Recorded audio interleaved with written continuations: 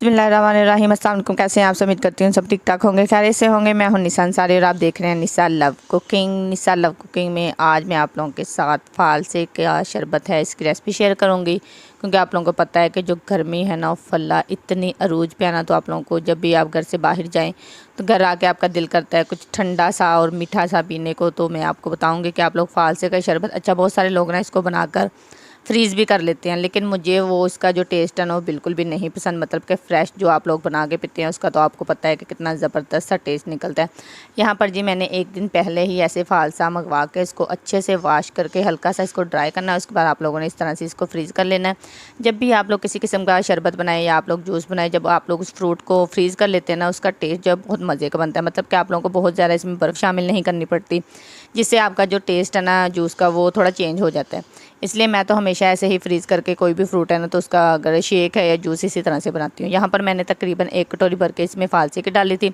2 इसमें मैंने ढक्कन भर के डाले थे जी चीनी के साथ में। इसमें मैंने शामिल किया था तकरीबन हाफ़ चम्मच से ज़्यादा काला नमक। इसमें मैंने वो सिंपल नमक नहीं इस्तेमाल किया था।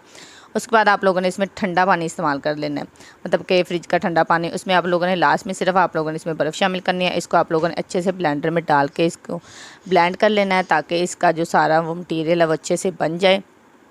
कलर देखें आप लोग इसका कितना खूबसूरत सा बन रहा है। और मुझे तो गर्मी के मौसम में फालसे का शरबत तो मेरा वैसे ही बहुत ज़्यादा फेवरेट है। अच्छा, आप लोग बहुत सारे लोग ना इसको मतलब बनाकर जब लास्ट में इसको छान के पीते हैं, लेकिन मुझे वैसे इसका टेस्ट बिल्कुल भी नहीं पसंद। मैंने इसको कभी भी इसी तरह छान के नहीं पिया।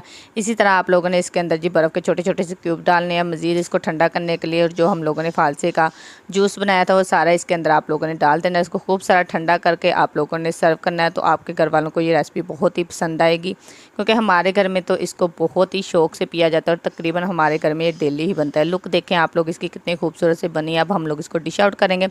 इसको आप लोगों ने ऐसे ही ग्लास में सर्व करके सबको पेश करना है, तो सबको बहुत ही ये मज़े का लगेगा।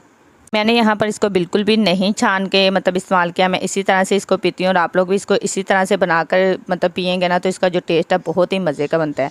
बहुत सारे लोग जब इसको छानते हैं ना तो इसका टेस्ट बहुत ही डिफरेंट हो जाता है। तो लीजिए, हमारा मज़ेदार सा ज़बरदस्त सा फालसे का शरबत रेडी हो चुका है। आई होप आप लोगों को मेरी वीडियो पसंद आई होगी। तो जिन लोगों को मेरी वीडियो पसंद आती है काइंडली मेरी वीडियो को लाइक और मेरे चैनल को सब्सक्राइब करें। मिलते हैं नेक्स्ट वीडियो। अपना बहुत सारा ख्याल रखिएगा। अल्लाह हाफिज़।